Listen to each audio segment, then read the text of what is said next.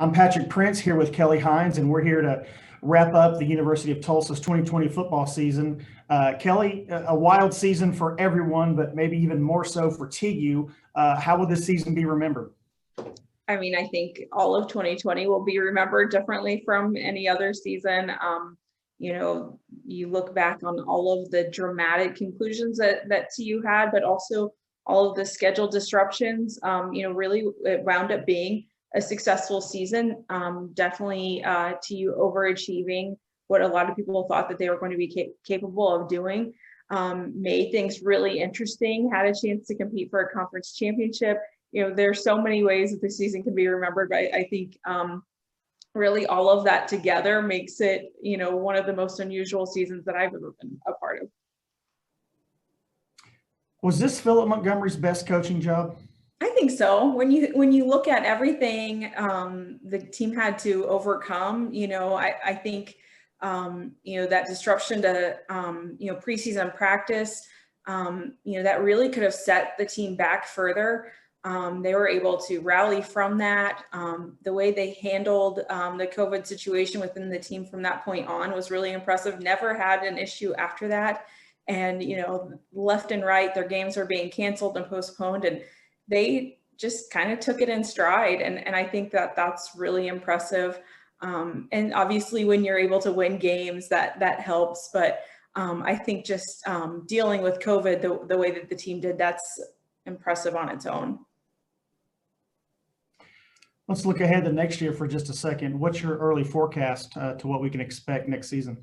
It's kind of hard because we still don't really know what the personnel is going to look like. There's still quite a few seniors who, are they going to come back for another year? We know that, Corey Taylor, his career is over. But then, Tynell Martin is a guy who said he'd be back. Allie Green coming back. That's huge. That's basically a 4-year starter at cornerback who now has another year.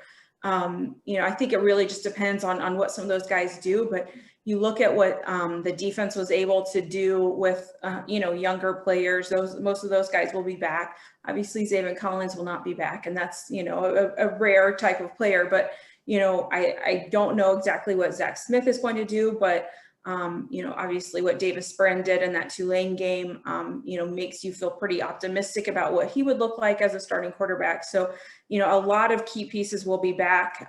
It's just still kind of up in the air what some of those guys are going to do. What's your favorite Zaven Collins moment from this season, a truly historic season for Collins? I think I value some of the behind the scenes moments. Like we all saw what Zaven did in games. Incredible player, rare talent. I can't wait to see what he's going to do in the NFL. But I remember at one point in a preseason practice when Zaven was on the sideline. I think it was probably the second string defense in at that point, and the defense was not doing well. And he is just, going after those guys, like, wake up, basically saying, we have a standard for how we're going to play this season, and this is not okay. And, very well respected within the team. So, the defense responded really well to that. His teammates responded to that, and they, played. I have a cat that's sneezing. Do you hear her?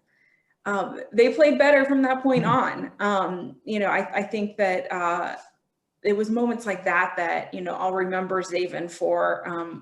One of the other moments that Zaven wasn't involved in, but, when I went to visit his mom, I just really enjoyed getting to know her for the story that I did on them. And they have this little Pomeranian named Maverick, who also goes by Pickle, and I'm not really sure why, but he's like 11 years old, and he's just, cute little dog, and, just being, in their home and kind of getting a feel for what they are like, outside football. I really enjoyed that opportunity.